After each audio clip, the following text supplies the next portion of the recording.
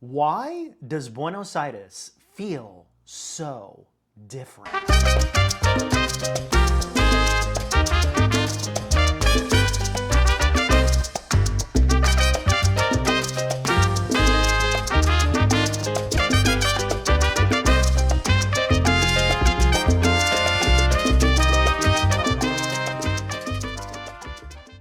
I visited the city for the first time last year and was immediately surprised. Food and restaurant options were different. The architecture was different. It felt safer, calmer, and more predictable. But I'm used to beautiful chaos. The weather was different, and even some of the Spanish language was different. In Buenos Aires, when people are talking about work, they don't use the word trabajo, they use the word laburo. And laburo kind of sounds like the word lavoro, which is Italian for work. So Buenos Aires clearly looks and feels different. But why? The answer starts in the year 1913. In 1913, Buenos Aires had the largest influx of immigrants to date. At one point in time, up to 30% of the population was born abroad.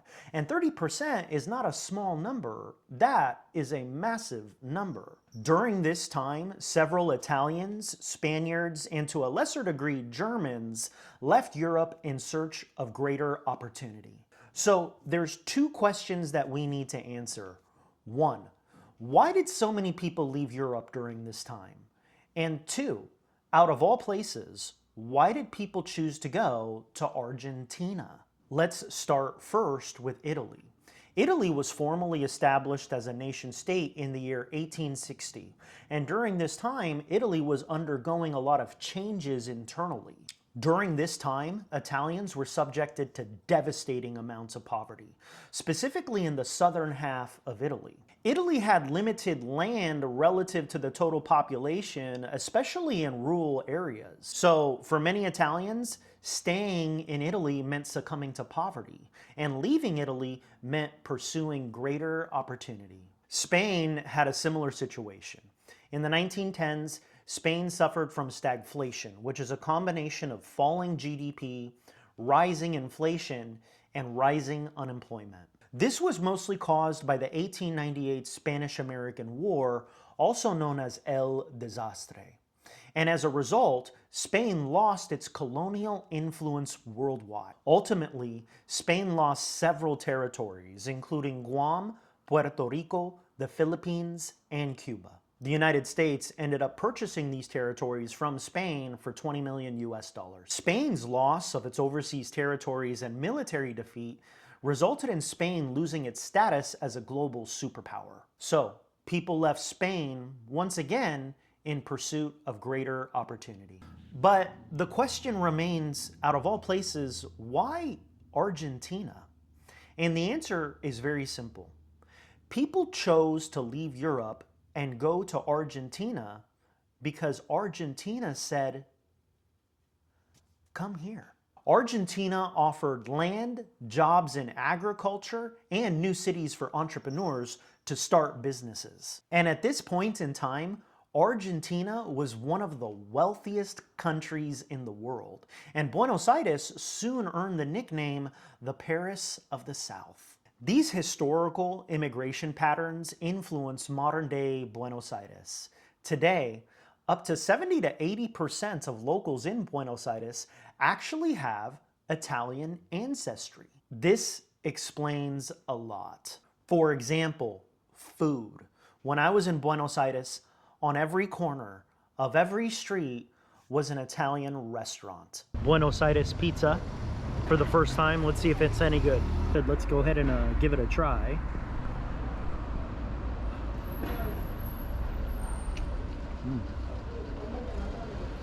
The cheese is very good. The spices, the ingredients are very good. I think the flour is a little doughy. I mean, hell, it's 1 a.m. It's 1 o'clock in the morning. These are the only guys that are open. I'm grateful for them. Shit. There are Italian restaurants everywhere, pizza shops everywhere, pasta shops everywhere. Mexican food was rare, I didn't see many Mexican restaurants, so unfortunately, no enchiladas, no tortillas on my trip to Buenos Aires. Now, that being said, I did have the best chorizo I've ever had in my entire life in Buenos Aires. But ironically, it was at an Italian restaurant served with fettuccine Alfredo. So this is where we're meeting for drinks with this girl and dinner. Marcelo. Cocina Italiana Ristorante. But we ended up getting some pasta here. And this is chorizo. Well, my date is very sweet and very beautiful, but she just talks a lot. So I'm hoping I can have an opportunity to talk. But she's very nice though, very nice. So this chorizo is absolutely stellar. You can see that dish in my video titled Buenos Aires Chorizo Showdown. Go check it out. Arepas. Do they have arepas in Buenos Aires? Yes. Are they everywhere? No. And what about safety? Is Buenos Aires safe?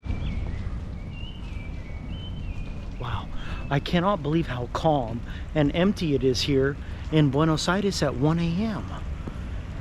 And it's just like, but even 1 a.m. in Seattle, like I feel like people would be out. But I am nervous right now. And I don't know the type of people that are out right now, but I just don't see a lot of crime. I don't feel threatened. I could walk around naked right now. I feel very safe. And I'm just shocked about how vacant and quiet it is here. I mean, there's no one here. This is a very safe place to travel for Americans. And maybe this is why, dude. I mean, why it's just so safe, because there's just no one out. And I don't get it. I really don't get it. I mean, once in a while I see someone walking around, but that's what I'm saying. I hear a noise. I'm like, what? What is that? Someone moved? And when I was walking around Buenos Aires, it struck me that this city looks a lot like European cities.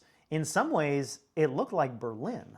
Buenos Aires was intentionally designed to look European. Elites in Buenos Aires around this time really admired Paris, so urban planners designed the city to look, in some ways, like Paris. The streets in Buenos Aires are very wide, just like they are in Paris, and these wide streets were designed that way to accommodate greater visibility and more traffic. Contrast this with the narrow streets of Medellin, Colombia, where it's difficult to make tight turns and there's corridors everywhere. The buildings themselves are designed with European influence, and you can see that European influence in the facades, the stone walls, the balconies, and even the symmetry.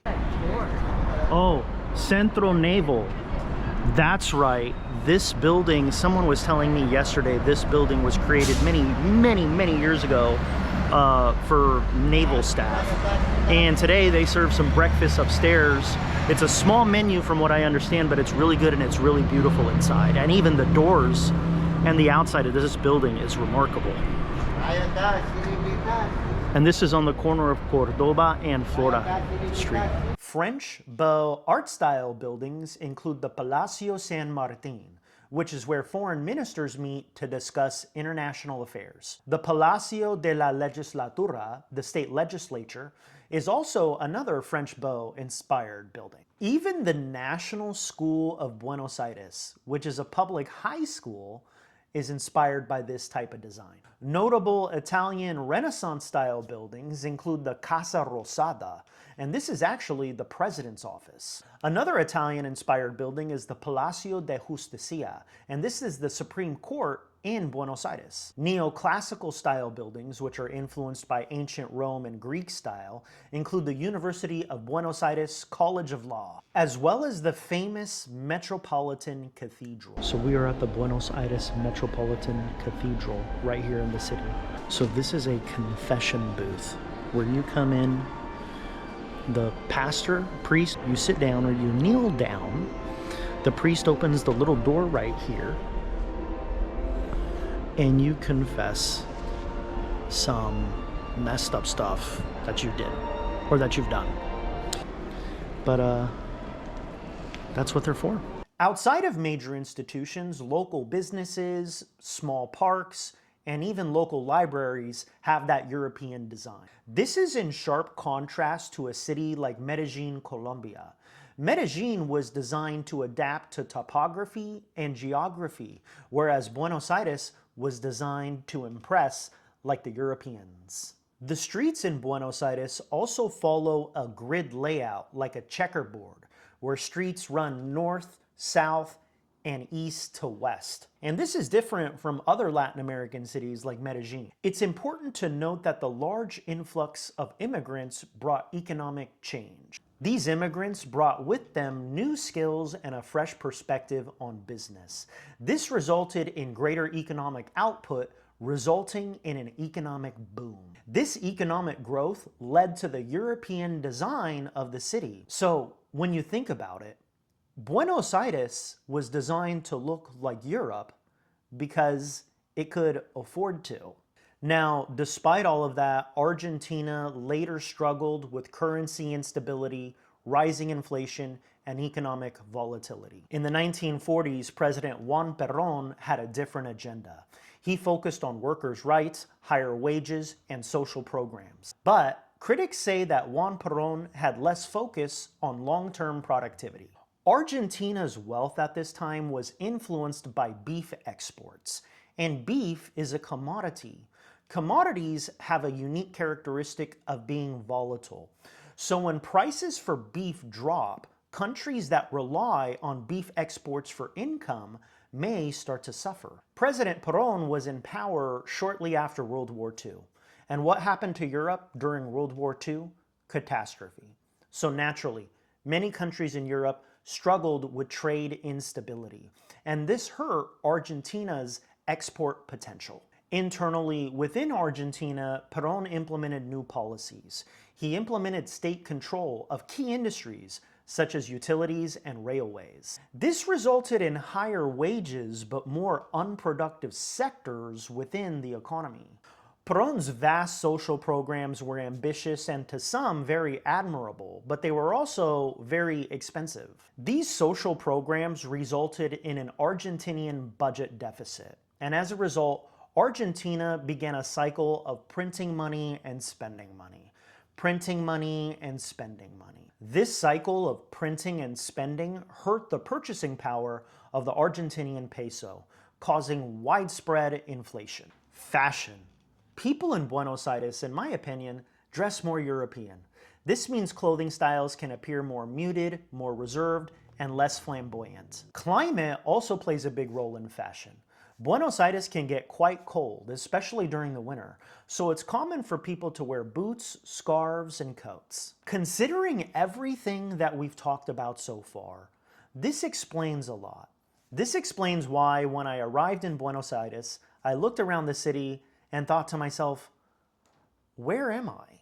These are the reasons why Buenos Aires feels so different.